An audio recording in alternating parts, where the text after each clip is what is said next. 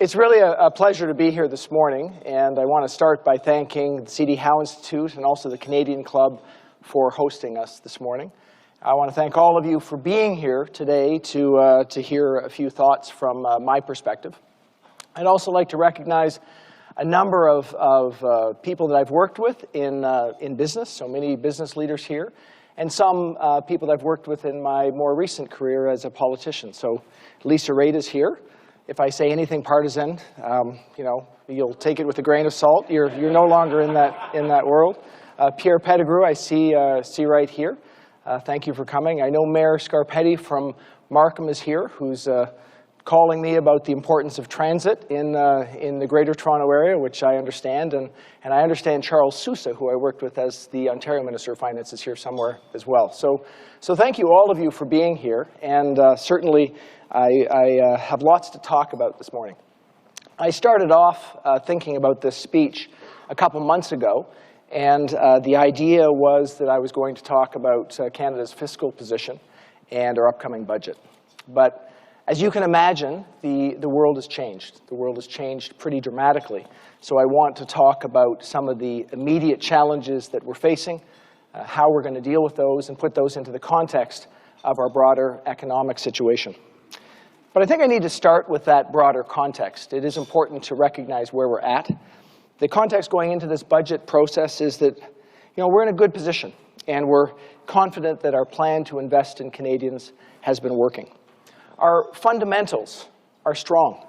If I bring you back to 2015, before Canadians chose our government to put investments in people at the center of our agenda, I was then the incoming Minister of Finance, and I saw a decline in trust among Canadians who were feeling squeezed after the post-2008 economic policies led to stagnating wages and slower than expected growth and rising costs of living. It's a challenge that we're seeing in many developed countries. Many Canadians were left with the impression that no matter how they worked, how hard they worked, they were feeling that they just couldn't get by. So we came in with an ambitious plan to invest in Canadians, to invest in the middle class, to create jobs, and to make sure that Canada was competitive. And I think the good news, based on where we've been over the last 4.5 years, is that the plan has worked. We've seen since 2015, through government investments and through Canadians, that we've been able to create over 1.1 million new jobs in our country. We have the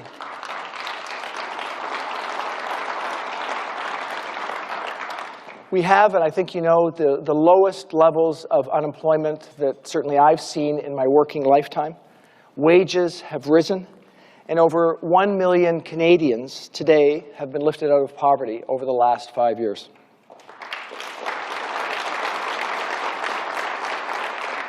So Canadians have benefited because we've rejected the idea that we should rapidly balance the budget on the backs of Canadians and to the detriment of the health of the economy. Instead, we decided to be bold and to use Canada's strong fiscal position to invest in Canadians and to ensure that everyone could benefit from strong economic growth. And I want to say that we did this while being fiscally responsible. Our fiscal position today remains very good. Our debt to GDP is on a downward track, and it's projected to continue out the length of the cycle.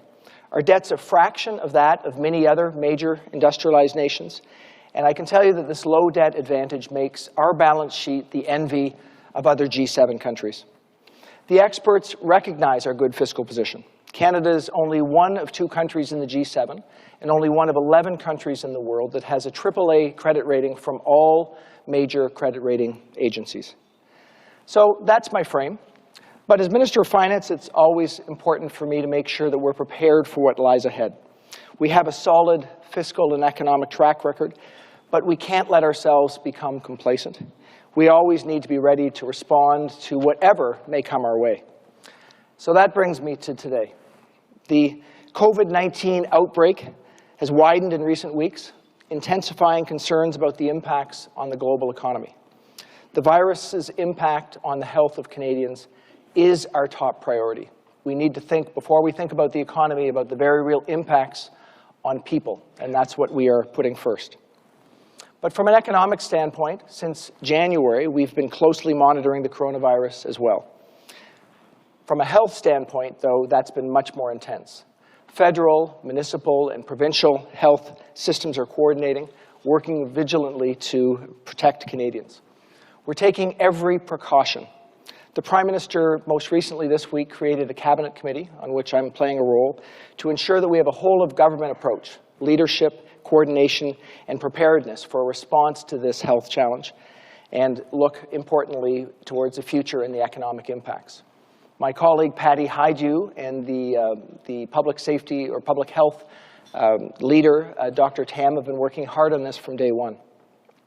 But we know that in the face of rising uncertainty, Canadian businesses and obviously workers and families are feeling particularly anxious. Although things are changing quickly, it's clear that the COVID-19 outbreak is going to impact the real economy. It's already impacted markets, as we've seen. Over the last few weeks, I've been in touch with my international counterparts. This is a global problem, and it requires international cooperation.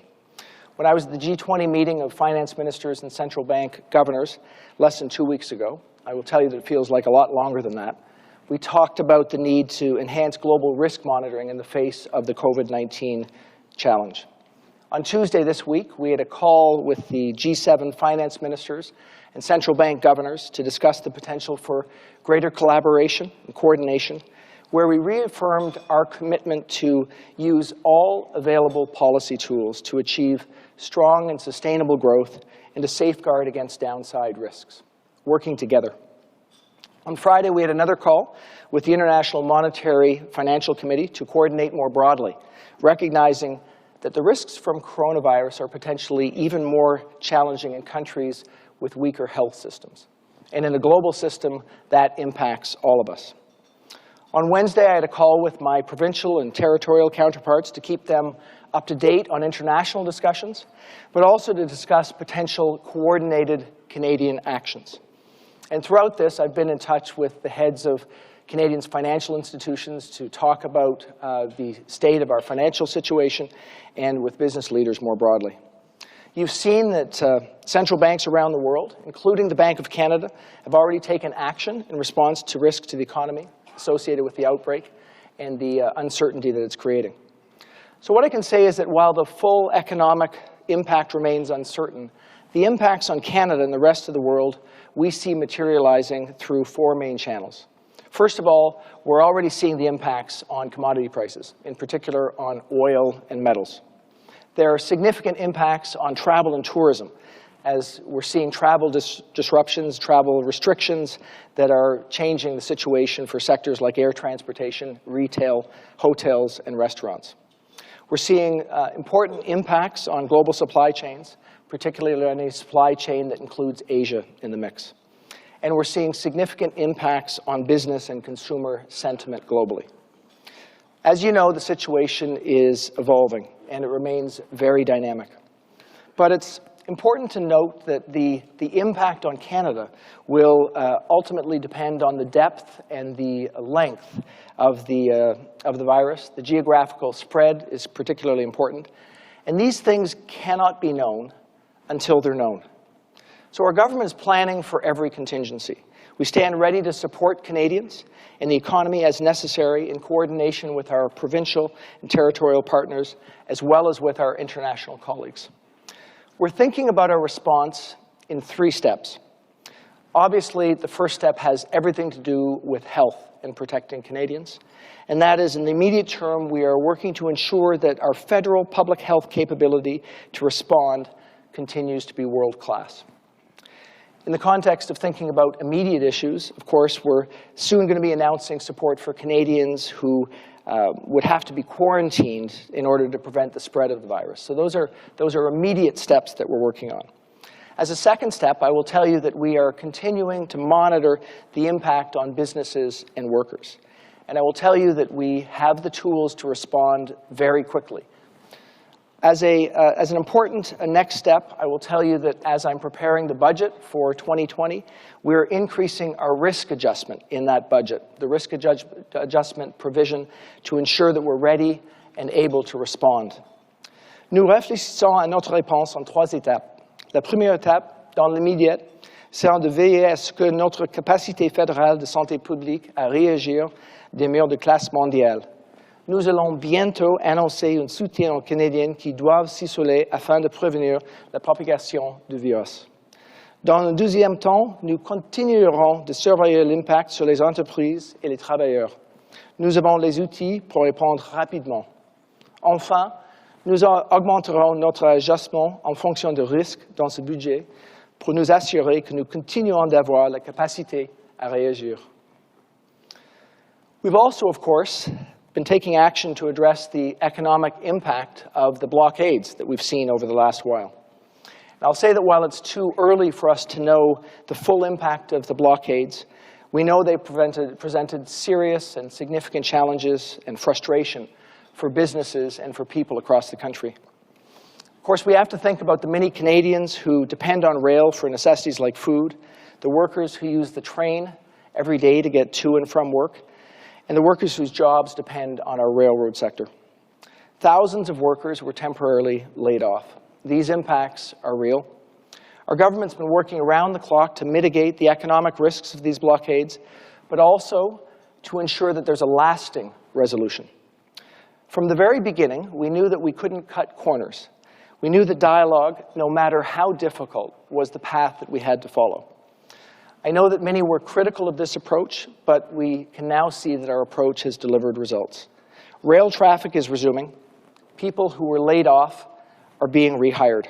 All of the blockades have been lifted. I want to say that the Prime Minister took the right approach, despite other politicians who were offering simple solutions to what is quite clearly a complex problem.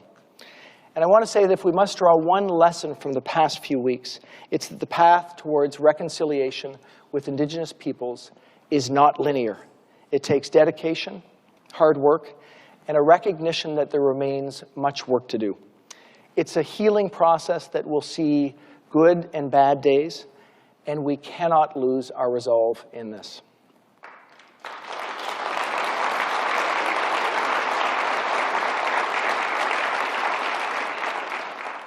I also know that I couldn't come here without speaking about the immediate and long-term challenge of growing our economy while protecting our environment.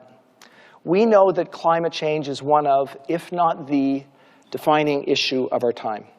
That's why we've put in place Canada's first ever national climate plan. I will say that Canadians and governments alike are feeling the costs of climate change now. In the past 6 years, the federal government has spent more money, written more checks for flood relief and for fire relief from wildfires than in the previous 40 years combined. So it's not just the cost of disasters that we need to consider. It's also how we move towards a low-carbon economy that will reshape economies around the world, and that includes our own. We need to position Canada as a global leader. Canadian businesses already know that adopting better practices and exploring the new opportunities of a green economy will lead to success. In 2018, together with the Minister of the Environment, I launched an expert panel on sustainable finance to look at ways that Canadian businesses and financial institutions could address climate issues and capitalize on clean growth opportunities. We're working to ensure that businesses recognize the risk of climate change to their businesses, to their investors, and to their stakeholders. We know that we have to work with the sectors of our economy that are heavy carbon emitters. There's no path forward for Canadian businesses that doesn't include reducing their carbon emissions. Investors just won't be there. For the energy sector, we intend on working together on approaches that reduce emissions and create more economic opportunities for the workers and for businesses, including in the prairies. And that includes the federal government looking at investments that we can make to reduce our carbon emissions. It's critical that we create a path to fight climate change and protect our environment. So we know that we've made significant progress since 2015 to build a strong and resilient economy, but we obviously know that more needs to be done, especially today. But the frame is important. We've been focused since day one on making smart government investments that will lead to growth. We did start by cutting taxes for middle-class Canadians, not once, but twice, the second being proposed as recently as this past December. The introduction of the Canada Child Benefit was critically important. We made sure more support was going to middle and low-income families so they could keep up with the rising costs of living. And today, 9 out of 10 families are better off as a result of this. That's millions of families with increased confidence to spend and save as they see fit. More than 300,000 children have been lifted out of poverty, exceeding our 2015 promise. We also increased the guaranteed income supplement, lifting 50,000 seniors out of poverty. But from business, the single biggest issue I hear from business leaders is the challenge in having enough talent. So we've increased Canada's immigration target by 30% over the last 5 years. So this is paired with renewed efforts to help attract and retain global leaders. And as you know, we've been investing significantly in infrastructure with a $180 billion infrastructure plan that is building infrastructure across a broad range of areas, like trade corridors, public transit, social and affordable housing. For businesses, we introduced an accelerated capital cost approach in 2018 to ensure that businesses could invest, create jobs, and create growth in our economy. We've lowered the small business tax rate. It's now the lowest in the G7. The combined average income tax rate for small businesses is in a good place. When it comes to international trade, we've taken the opposite approach from most of our international peers. Rather than focus on protectionism, we've expanded trade through the new free trade agreements with the EU and Asia, through CETA and with CPTPP, and also the successful renegotiation of NAFTA. So I know it's a long list, and I think it's important, though, that we recognize that there's been a lot of work done in preparing us for challenges like the challenge we're facing today. So that has led us to our current fiscal position. And I think those interested in providing an honest assessment of our fiscal position would tell you that it's very strong. We have the lowest net debt among the major industrialized nations, and our net debt to GDP ratio is on a downward track. Basically, we have the very best balance sheet. So in looking at how we've got to there and the challenges we still face, we need to think about what we need to continue to do.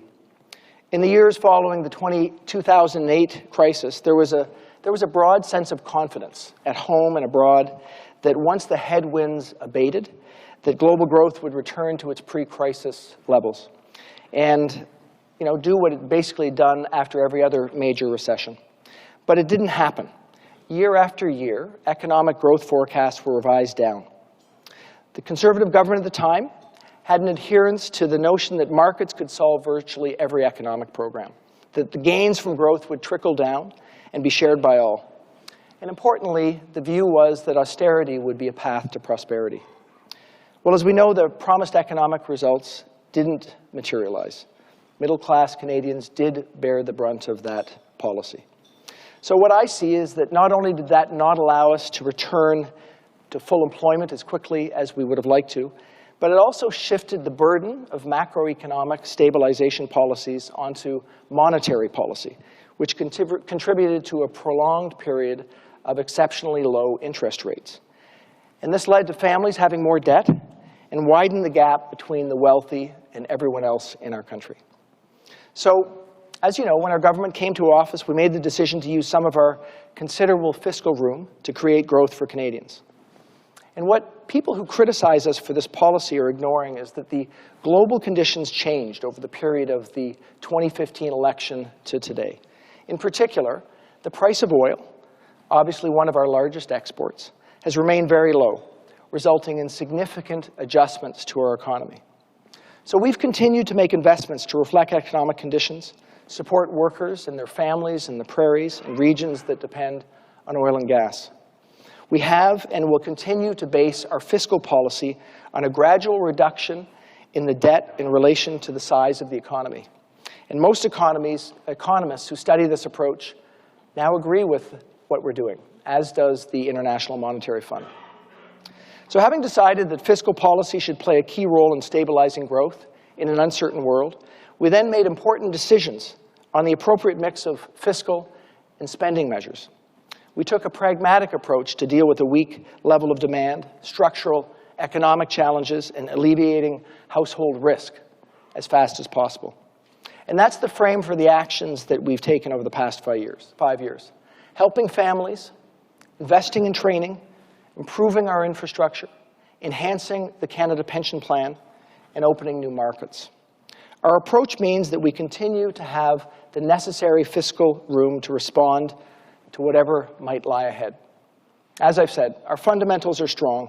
The unemployment rate is at the lowest level in more than 40 years. Wages are on the rise, and business profits are solid.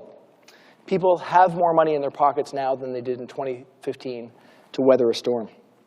And by moving forward with our plan, combined with Canada's strong track record of economic resilience, we can expect that Canada will continue to prosper, even in the face of uncertainty.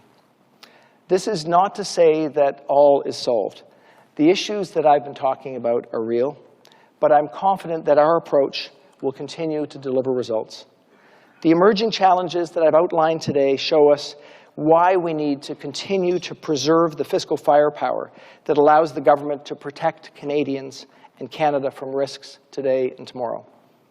But I want to be clear, this for us is not an ideological choice between spending and cuts. It's about continued fiscal responsibility, fiscal management, while moving forward with a plan that has delivered a debt-to-GDP ratio that's lower today than when we started, all while helping Canadians to build a stronger country. Canada, more than any other country in the G7, has economic resiliency and fiscal firepower at its disposal. We intend on maintaining this advantage in this upcoming budget. It means we'll be judicious and responsible about how we make investments while continuing to show confidence in the economy that Canadians have built. Our approach will be practical and prudent, but squarely focused on making progress on the things that matter most to Canadians. Cela signifie que nous serons judicieux et responsables dans la façon dont nous investirons dans ce budget, tout en continuant à faire confiance à l'économie que les Canadiens ont bâtie. Notre approche sera pragmatique et prudente, mais visera à faire avancer les choses qui comptent pour les Canadiens. So we will continue on a practical course that makes sense as we face challenges that have real impacts on people's lives. Our long-term economic planning has created the foundation for a strong and resilient economy, putting us in a position to respond to global or domestic challenges alike. I look forward to continuing this discussion with Amanda up here on stage. Thank you very much.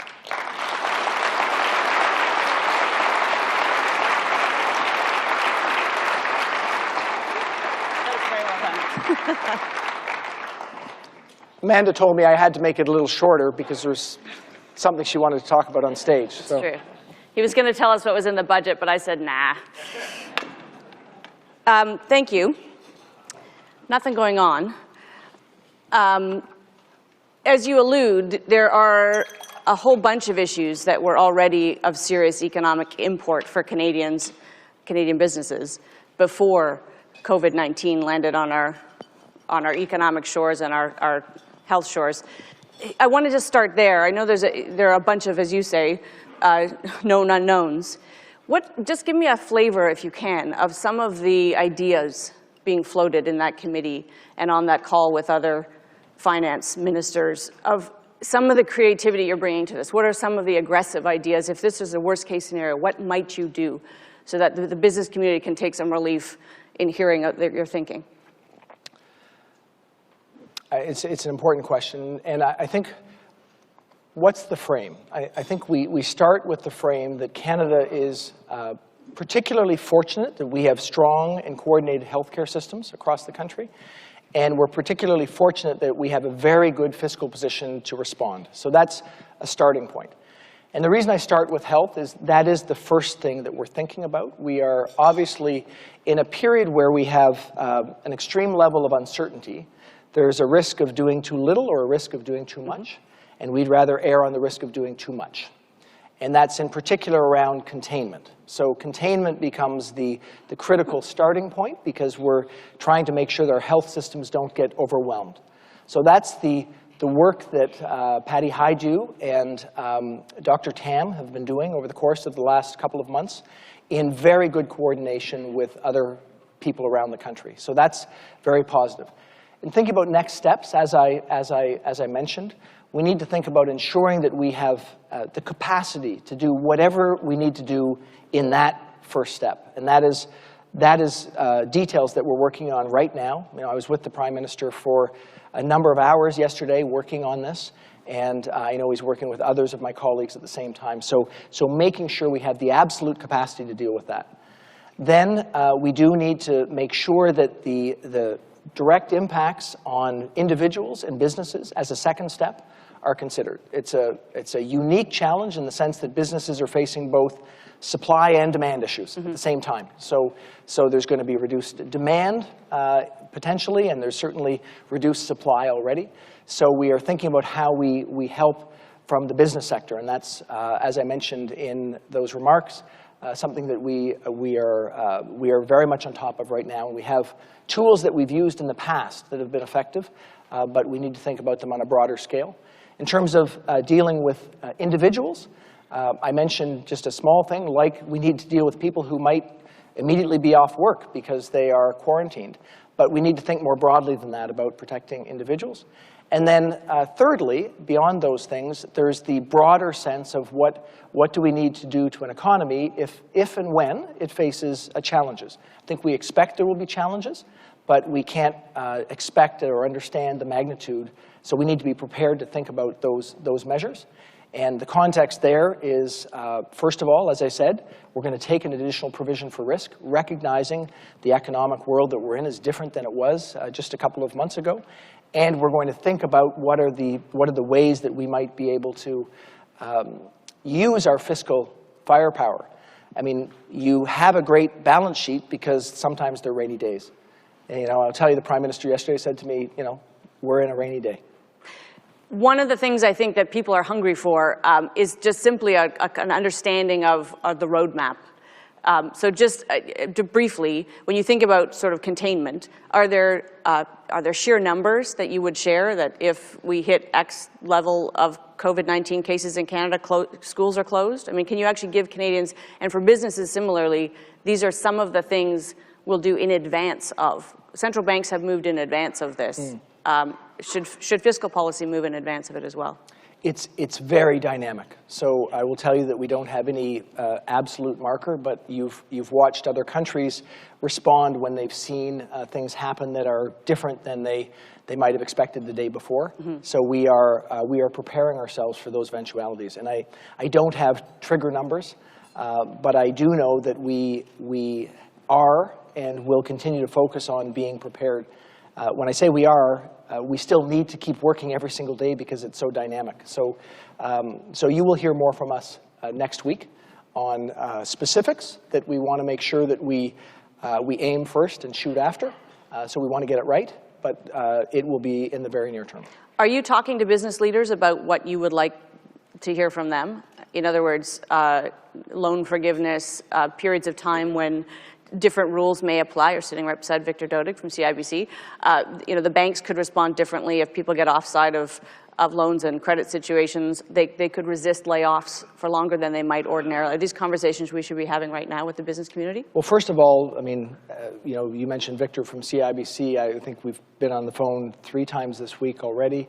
I've been speaking to all of the leaders of our banking sector, spoken to other business leaders, and of course we're listening for businesses' preparedness for this. So issues like working from home. So Victor's comment to me was that at CIBC they right now have 20,000 of their 40,000 employees who could work from home.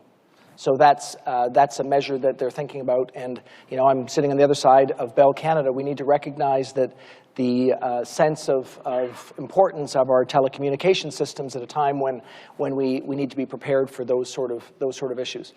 So yes, we're asking businesses how they're preparing. In terms of the direct issues around credit and what businesses might face. We're preparing for that ourselves. We're thinking about things that have been done before, but we're thinking about those things in the context of potentially being different in magnitude. But I say potentially, because we need to know the facts before we move forward. We need to understand sectorally where the challenges are happening. You heard what I was saying. I mean, clearly in the tourism and transportation and oil and gas sector, we're going to see impacts. We're already seeing some. But in some other sectors, it's about how broad this issue is and the length of this issue. So we're trying to calibrate our response based on different scenarios. Before this potential crisis was upon us, Canada was grappling with some pretty serious issues of big, complex natures. And I want to start with the blockades. Where are we on resolution on that? Could they reappear, or are we done with blockades in this country? And as you answer that one, give me your letter grade on how your government managed that file. I always wish when I was at university that people asked me to grade myself, because it would have been straight A's all the way. So let's just first answer the substance of the question. This has largely been resolved. I mean, the rail blockades are down.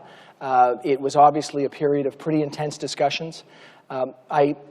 Nobody can give us assurance that we won't have people in our country that will continue to have points of view that are different than the prevailing point of view. We live in a democracy. So I think that what we've demonstrated is that discussion can get us to a resolution even of particularly difficult challenges. And this was a particularly difficult challenge where we were facing, different groups that had legitimate things to talk about and a perspective based on history and the approach to managing things that we had to recognize. So we will continue to accept different voices.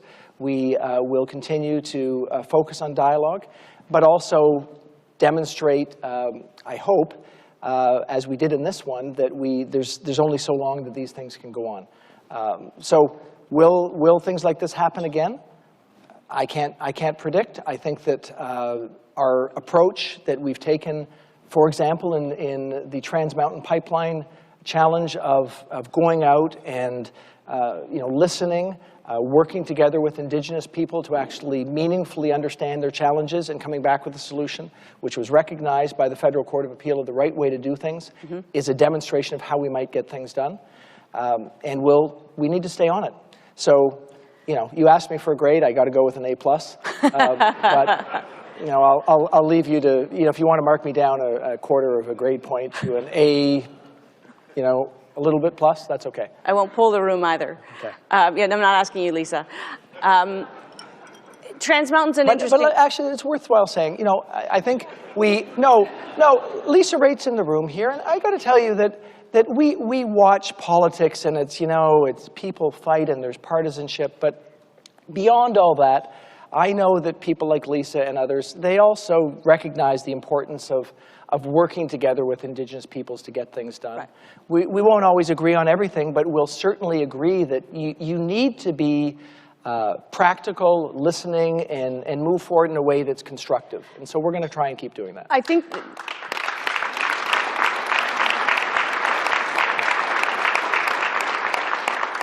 And I think the point is worth making, and Bill got us there, which is that nobody's in public life to do a bad job or not lead, and everybody is smart and well-intentioned. So with that context, these are big, complex issues, and simplifying them is a perilous, ridiculous thing to do. When we look at something like Trans Mountain, the federal government purchased that asset that should have cleared the way. There's no other organization, body in this country with more power and ability to get things done. And we still don't have a pipeline. So for business leaders, for investors outside the country, the message that sends has been a tough one. We know... Yeah, so I don't buy that argument. So we are working on this pipeline. We are actually building it as we speak. There are people putting pipe down. We are going to experience challenges in every project because there will always be people who have a different point of view. We need to think about how we deal with that respectively. So I think there's this idea that we can't get things done. I would say there's always going to be political differences. We are at a moment where the the challenge around climate change is so critically important to, I think, everybody in this room, that we're wrestling with issues. How do we do things responsibly? These are big challenges, but in the face of that, we purchased this pipeline. It's an asset that is important for Canadians. It's also one that will allow us to get resources to market economically, efficiently, and safely. And it is being built. And so all those people who say that it's not being built, it's not true. Anybody who says that we're not going to get it done, we're going to get it done, but we're going to do it in a way that's respectful in a democratic process. And will there be challenges? There will always be challenges. It is at the center of this hugely important issue for Canada. The whole world is grappling with this issue of how we pivot from the old way of doing things, our carbon-based economies, to a new way of doing things. You're in the middle of it. Your government is going to be the government that began a process for our country for the next 100 years or more. What is the best way forward? Do we need a summit, a royal commission? What is the way to bring Canadians together on this issue that will determine our path? Well, you know, we all read the front pages of the newspapers and get a sense of what's going on. But what I can tell you behind the scenes is when I meet with people in the oil and gas sector, there is a sense of urgency around dealing with carbon emissions in that sector. There's a realization that investment dollars are not going to flow to projects unless they can show that they are responsible from a carbon emission standpoint. So I think we have every opportunity to work together to find a way to drive down carbon emissions. And I will tell you that the federal government is going to work together with the sector to think about how we can do that. Where can we make investments that, you know, whether they're in carbon sequestration or whether they're in the electrification of a grid or whether they're in, you know, small modular nuclear reactors, places where we can actually have an impact on our carbon emissions that require some additional investment to get us across, you know, a potential hurdle rate challenge that businesses have. So that is really important to us because the future of our country is going to include us addressing our carbon emissions. And we can't just say it. We need to step forward and figure out how to do it.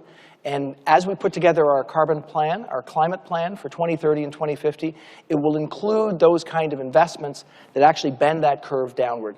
I'm not saying it's going to be easy, but if any country, and you know, I said this to the G7 leaders, the finance leaders, a couple of weeks ago, if any country can deal with this challenge, we can. We're at the front edge of this. We are a country that produces energy with a very progressive population that wants to deal with climate change. So you put those things together and it's combustible, for sure, and we see that, but it also gets us to a potential solution that we could do that other people just might not have the same incentive to get there. You will produce a budget that you say changes the risk assumptions because there are so many unknowns around what's coming. It seems, given that the global economy was relatively close to no growth the last couple of years, it slowed down in a material way. Global recession is a possibility here, albeit a short one. Are you willing to abandon fiscal anchors? How far are you willing to go to inject stimulus into the Canadian economy? Well, let me talk about those three steps that I was identifying in my remarks. So I think in the first instance, we need to be dealing with our preparedness, and we cannot be penny wise and pound foolish in that effort. We need to think about how we ensure that we are prepared for this issue.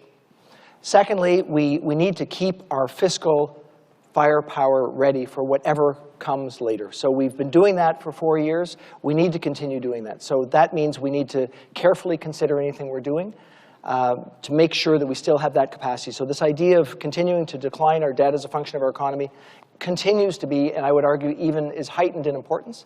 And then there's a third step where, look, we have that fiscal firepower for a reason. Should we find ourselves in a challenging situation, we need to deal with it. So it's not being imprudent in any way in our budgetary decisions, but it's recognizing that we may need to make investments. And I want Canadians to know that we are ready and able to make those investments should the situations warrant. But the situations have to be analyzed. We're not going to do things without the facts. So as the facts on the ground are there, that's why we're preparing ourselves to potentially take action. I think we're getting close to time here, but I know many in the room want to know the status of the trade agreement. When can we get that across the line? So I think probably everyone knows that the Mexicans have ratified the new NAFTA, and that the Americans have ratified it. It's before the House of Commons right now. We're going through our own parliamentary procedure. To the extent that you know members of Parliament that are perhaps not in the Liberal Party, you might want to say to them that this is quite important. I'm not looking directly at Linda, but you know. So, all jokes aside, I think that we have a broad sense from parliamentarians that this is important for our economy, that this is important for Canadians, and we just need to get through the process. And we've identified to the Trump administration that we are working as fast as we can in this. I'm not joking. I mean, your advocacy as citizens is important, but I think that we are moving forward in a good direction to get this done soon. All right. On that note, ladies and gentlemen, please join me in thanking Bill Morneau. Thanks very much. Thank you.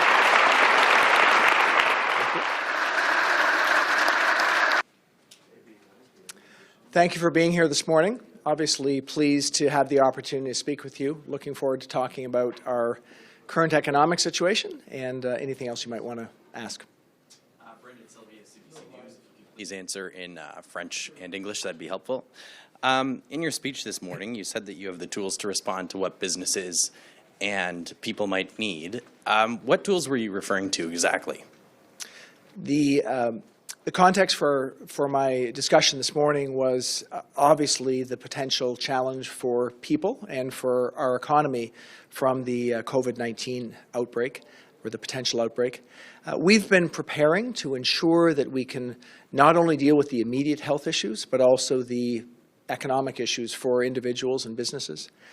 We have a good starting point. We have a strong fiscal position. We have the capacity to both help businesses as they go through challenges, if that happens, and individuals if they find themselves either having to be away from work for a short period of time or a longer period of time. So from our standpoint, we're looking towards ensuring that we have all that capability, and as we have the facts to demonstrate the need to move forward, we will. Nous avons une situation en ce moment où nous devons considérer notre position à cause de la situation avec COVID-19. C'est clair qu'on a un défi potentiel. C'est une bonne situation pour le Canada au niveau de notre système de santé. Nous commençons avec les mesures pour assurer que notre système de santé fédéral fonctionne. Mais en plus, nous avons une situation fiscale, économique qui est très bonne. Et ça veut dire qu'on a la possibilité de faire des mesures qui vont aider les gens, qui vont aider les compagnies s'il y a besoin. Donc, en ce moment, nous sommes en train d'assurer que nous avons l'approche qui va être possible d'assurer les gens et des compagnies. Et s'il y a des faits, s'il y a des problèmes, on va être prêt à faire des choses. And how equipped is the current EI system to manage any job disruptions? I think what we can say is that our employment insurance system has functioned well in the past in helping people going through challenging times. It's a system that has dealt with challenging crises and individual sectoral challenges. So we always take a look at making sure that we have those sorts of tools at the ready for potential issues. Monsieur Morneau, est-ce que vous pouvez nous dire, bonjour, Rosane Nicole, Radio-Canada, Toronto, quel est le plus grand risque économique du coronavirus selon vous? Le défi maintenant est qu'on a une situation qui est très difficile à être certain l'avenir. Donc, pour nous, on doit faire les précautions en ce moment. Le défi va être au niveau des gens, s'il y a un problème pour eux avec leur situation, soit de santé ou économiquement. Et aussi, il y a des défis pour les compagnies, s'il y a un problème avec leur demande dans leur compagnie. Donc, on est en train d'assurer qu'on a des mesures pour considérer les défis dans l'avenir. Est-ce que vous pouvez nous dire quelle sera l'ampleur de ce fonds d'urgence? Est-ce que ça aura un effet sur l'élimination du déficit? Et est-ce que des programmes qui sont coûteux, comme l'assurance médicaments, pourraient, par exemple, écoper à cause de ça? C'est clair qu'on a des mesures qui étaient importantes dans le passé. On a des choses qu'on peut faire avec un défi économique. Ça c'est important. Les mesures peuvent être les mesures pour aider les compagnies ou pour aider les gens. Donc, si on a des problèmes, et nous sommes en ce moment clairs qu'il y a des défis pour le secteur du tourisme, par exemple, pour le secteur d'énergie, on va être prêt pour assurer que notre économie peut continuer d'être en croissance. Et justement, vous avez, à cause des événements récents, vous l'avez dit, il y a de l'incertitude. On sait que le budget qui va venir sera différent que ce qui était prévu cet automne, après la campagne. Quelles promesses électorales vous allez devoir mettre de côté pour l'instant? Ce que je peux dire, nous voulons continuer avec notre approche d'assurer qu'on peut faire des choses pour les familles canadiennes, on peut faire des choses pour le niveau de croissance économique. Ça, c'est très important. Mais en même temps, on doit être prudent. Ça veut dire qu'on doit prendre une mesure pour les risques qui est plus grand que prévu. Ça, c'est important parce qu'on ne peut pas savoir en ce moment exactement l'impact de COVID-19. Ça, c'est notre approche. Et est-ce que... I would like to reiterate, it's one question and one follow-up. Okay, sorry, just one last question, please. No, thank you. Okay. Hi, Jacqueline Thorpe from Bloomberg. So you mentioned that you would increase the risk cushion in the budget, which clearly means that you'd be going deeper into deficit. Do you have any idea of how much you're willing to let that go? What I was talking about this morning is our continuing need to ensure that we have a debt that declines as a function of our economy. So that continues to be our approach. So while taking that approach, we also intend on taking a greater provision for risk, because there is, in fact, a greater level of riskiness in the economy right now than there was prior to the coronavirus. Mm-hmm. So that is our approach. I think what you should expect is that we will continue to work on doing the things that we've been doing to make sure that people can be getting great opportunities, that families will be supported. We'll be doing that while remaining fiscally prudent and ensuring that we have the amount of capacity to deal with both the immediate health issues and the issues that might face individuals and businesses. Mm-hmm. But if you've got the declining debt to GDP ratio, and you've got all these extra costs from the virus impact, rail blockades, slowing fourth quarter, obviously, in last year. We do have some nice job numbers out today. But something's got to give. So does that mean that you're going to be looking at ways to cut in other areas? I think that we always need to look at the overall perspective. You mentioned correctly that we had strong job numbers this morning. That suggests that our continuing ability to have strong employment across the country is there. That said, there are new and different challenges that we have to be prepared for. So in crafting a budget, we're going to need to balance all of those things, as we always do. And what I can tell you is that we will maintain our fiscal firepower to deal with potential challenges down the road, while ensuring that we are also dealing with the issues immediately. And as there always are, there will be things that we will need to balance as we go through it. But I'm confident that we can both continue on our path and address this challenge because of our strong fiscal starting point. Thanks. Hi, Minister Morneau. Dave Parkinson of the Globe and Mail. Wanted to ask you if the Bank of Canada's rate cut earlier this week, has that, in terms of your assessing of this process, does that give the government a little bit? Does that buy the government some time to be able to do what you need to do on the fiscal side to make sure that you're moving in the direction you want to move, rather than having to move more quickly? I think what you will have heard from me this morning is that we're very concerned that we immediately take measures to deal with the health concerns of Canadians, that we are prepared. We also know that we need to consider longer-term challenges, as we always do, but this becomes more urgent in the current situation. What I think you saw the Bank of Canada do and the U.S. Federal Reserve is address the issue around the challenge around market sentiment and individual confidence in a way that they see as appropriate for our current situation. We will be looking at fiscal measures that are always going to be complementary to that sort of approach. I'm confident that with our strong fiscal position that we can not only deal with the issues right now, but continue to maintain and lower our debt to GDP ratio while being ready for anything that might come based on the facts on the ground.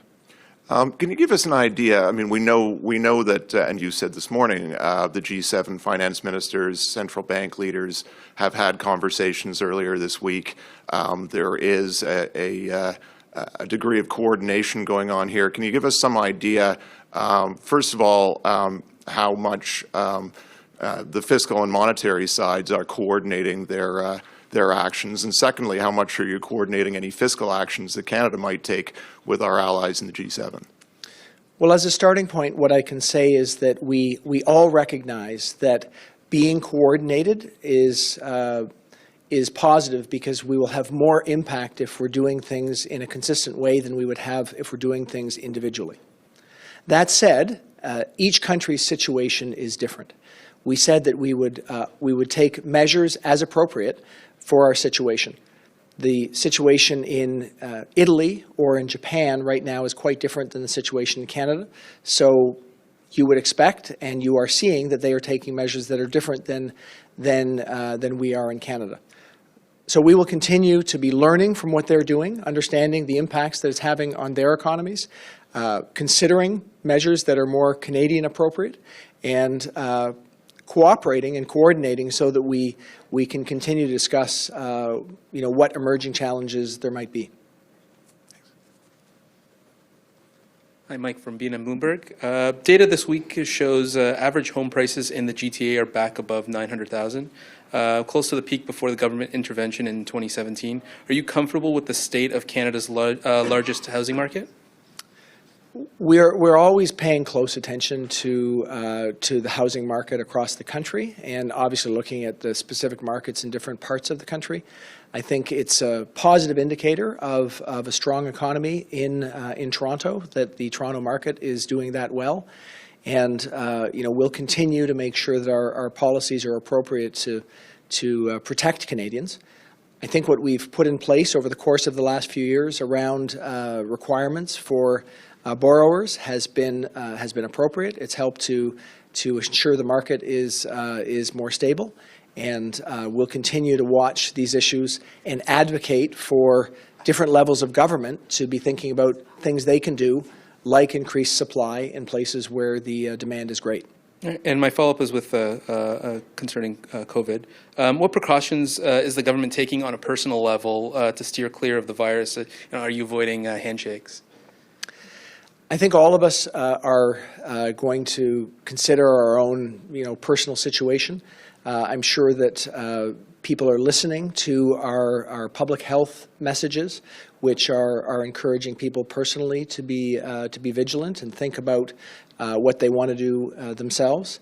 We've said that, in some parts of the world, there may be reasons for people to be careful about travel. I think people should take those recommendations to heart when they think about how they're going to lead their own lives. But I do think that this is an evolving situation, one that we need to stay on top of each and every day. That is certainly the approach we're taking from a government standpoint, and we'll keep people informed. Tara Deschamps, Canadian Press. On the COVID-19 situation, I'm just wondering what requests you've had from local and provincial governments for support. We are working together with municipal and provincial governments. That's important as a starting point. The front of that discussion is really with my colleague, Minister Patty Haiju, who's on the health side. So she's in discussions with those levels of government, and we are going to work together to make sure that the the federal health system is absolutely able to protect Canadians. That's first order of business. And certainly, as Patty works with her colleagues, we will be ensuring that we are there in whatever way ensures the success of us in dealing with this, this challenge. Last question. And then I'm just wondering, like, which industries in particular you're most concerned about given the outbreak situation? I think we need to be very, very much on top of this in the sense that it's going to change on the basis of what the facts are on the ground. What we see early on, of course, is that the transportation, tourism sector has some challenges from people who are changing their plans. We are also seeing that a lower price of oil is impacting oil companies. So those are obvious examples of industries that are feeling some stress. Until we see the depth and the duration of this challenge, we can't know for certain what other sectors may or may not be impacted. So we will be looking for those facts to make sure that we can step forward and help Canadians and also help businesses to make sure that we have a continuing long-term successful future. Can I have that answer in French, please? The question again was? Just what industries you're most concerned about given COVID-19? Notre approche est d'assurer que nous avons les faits. Ça veut dire que les secteurs de l'économie qui sont dans une situation difficile maintenant est clair. C'est le secteur de tourisme, par exemple, le secteur d'énergie. Mais on doit continuer de regarder la situation pour considérer les changements s'il y a une situation qui est différente dans l'avenir. Thank you, everyone. Merci. Thank you very much. It's the budget day, Minister. I'm working on it. All right, thank you.